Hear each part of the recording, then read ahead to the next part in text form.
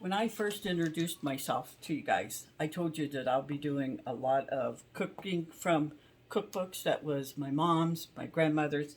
This one is from 1968. Look at this. I love these pictures in it. They also show you how you properly set a table and fold napkins and everything else. But I want to make a dessert today, so whenever I'm doing that, sometimes I will go in here and just choose something randomly. And today, carrot pineapple cake sounded good to me.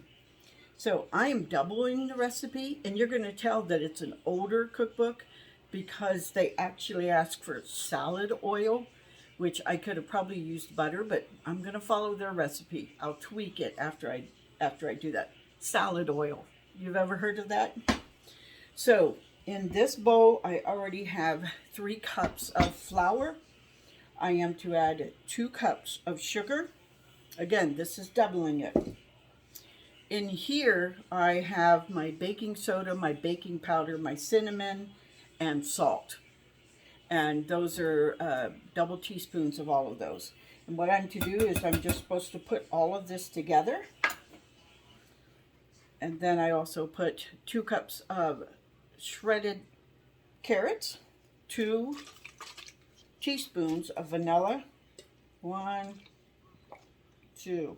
And it does. You just put it all together and then you blend it together. You didn't do one before the other.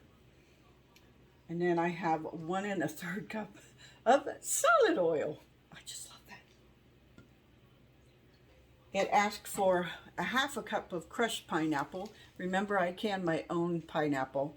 So I have a whole jar here, and I'm supposed to use the liquid, and they are not crushed, they're whole. But when I blend this together, they're going to crush itself.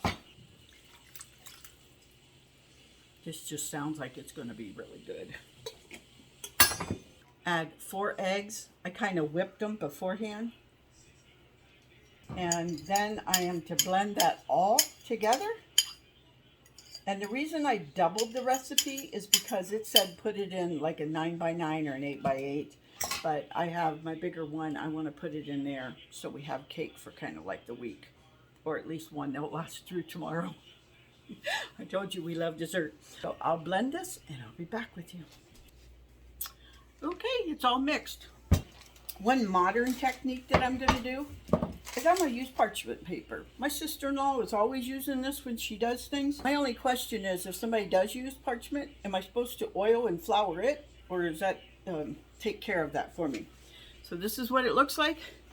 It tastes delicious already now. Whoa!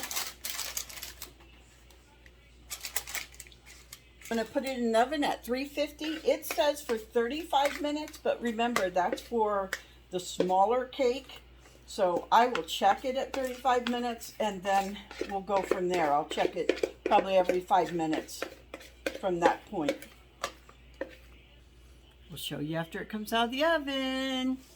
Doubling the recipe, it went for 1 whole hour because it had a lot of liquid in it. I noticed it was in the middle and it just jiggled. So I just took it out. The top is a little browner, probably because I had to cook it longer. So I took a picture of the actual recipe. I would just do it as a single one if you're doing it for your family. But let's see how it tastes. So that's what it looks like. Look at that steam coming off of there. And if it was cooler, I'd probably put some whipped cream on it.